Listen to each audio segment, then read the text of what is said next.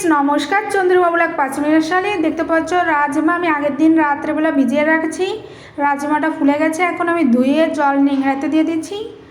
আর এখন আমি পেঁয়াজ রসুন শুকনো লঙ্কা কাঁচা লঙ্কা জয়ত্রী জয়ফল ছোটো এলাচ লবঙ্গ দারচিনি তেজপাতা গোটা জিরে আমি পেস্ট বানিয়ে নিচ্ছি। গোটা জিরে লবঙ্গ তেজপাতা ছোটো এলাচ আর শুকনো লঙ্কা ফোড়নে রাখছি, পেঁয়াজটা কুচিয়ে নিচ্ছি আর বাদবাকি সব মশলাটা আমি পেস্ট করে নিচ্ছি। এখন আমি কড়াইতে সরিষার তেল লবঙ্গ ছোটো এলাচ জিরে তেজপাতা শুকনো লঙ্কা ফোড়ন দিয়ে দিচ্ছি।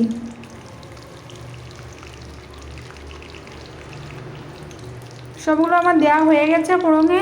এখন আমি পেঁয়াজ কুচিটা দিয়ে দিচ্ছি। পেঁয়াজটা দেওয়া হয়ে গেছে, এখন আমি নাড়িয়ে দিচ্ছি।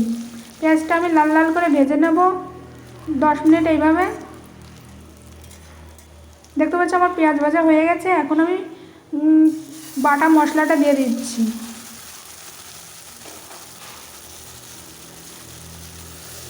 বাটা মশলাটা দিয়ে আমি ভালোভাবে নাড়িয়ে নিচ্ছি।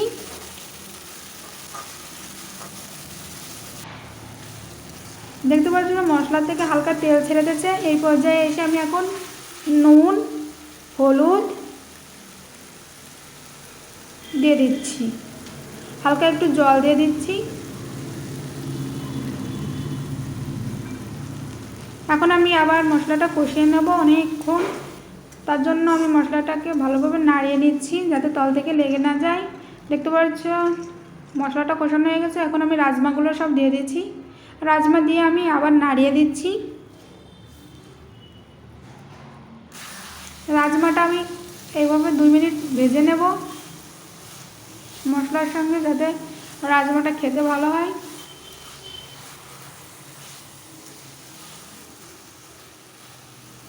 আমার রাজমা ভাজা হয়ে গেছে। এখন আমি জল দিয়ে দিচ্ছি পরিমাণ মতন, হালকা একটু নাড়িয়ে দিচ্ছি। এখন আমি ঢেকে দিচ্ছি 25 মিনিটের জন্য। রাজমাটা সিদ্ধ হতে টাইম লাগবে, তার জন্য 25 মিনিট হয়ে গেছে আমার। হালকা একটু নাড়িয়ে দিচ্ছি।